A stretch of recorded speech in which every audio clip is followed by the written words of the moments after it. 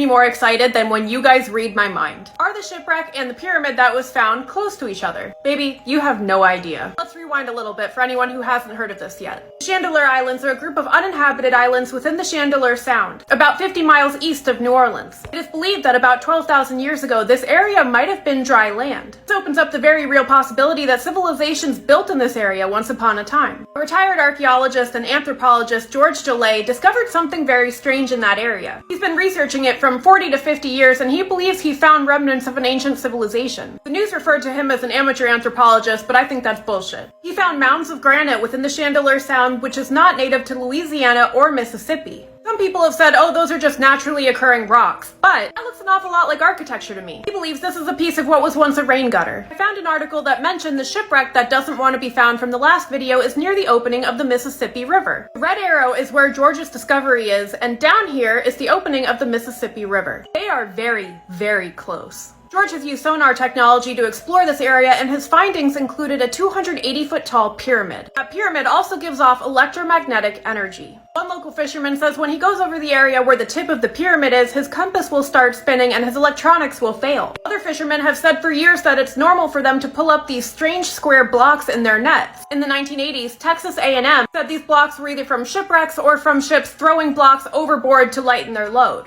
But remember, George is a retired archaeologist, and he says these are pieces of buildings, not just remnants of shipwrecks. Unfortunately, I could not find the coordinates of the shipwreck I mentioned in the prior video, but seeing as it is near the opening of the Mississippi River, it's very strange that this shipwreck and this pyramid are so close and both affect electronics. What do you think? Are the ship and the pyramid somehow related? And stop calling my boy George an amateur anthropologist. That man is a legend. Nothing gets me more.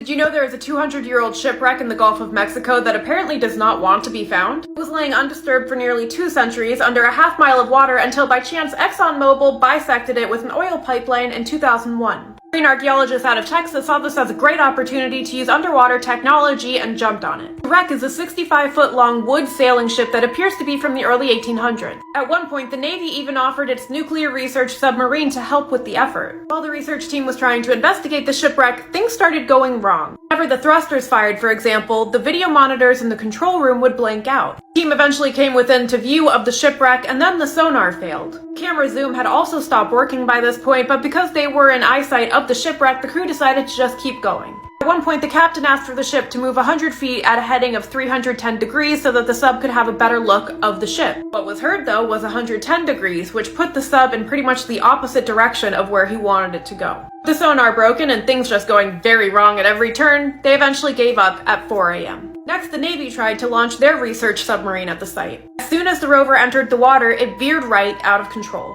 The tether caught in the propellers, whipping the rover against the underside of the sub. And sadly, all anyone ever saw of the rover again was tiny pieces of foam floating to the surface. 12 crew members and 1 scientist were finally able to take hours of video of the site, but as the sub began to rise to the surface, the hydraulic system failed. Not learning their lesson, later in the summer, a group of federal researchers said they would stop by the site, but twice when they tried to get out there, something went wrong with their boat and they had to turn back. And on the 3rd try, they broke a prop shaft which almost sank their ship. Again, researchers tried to send a rover to collect artifacts from the shipwreck, but it went dead. If you ask me, this is all a pretty big hint that it does not want to be disturbed. Just leave it alone. I have a feeling someone is going to fuck around and find out. Did you know there is a 200-year-old shipwreck in the Gulf of Mexico?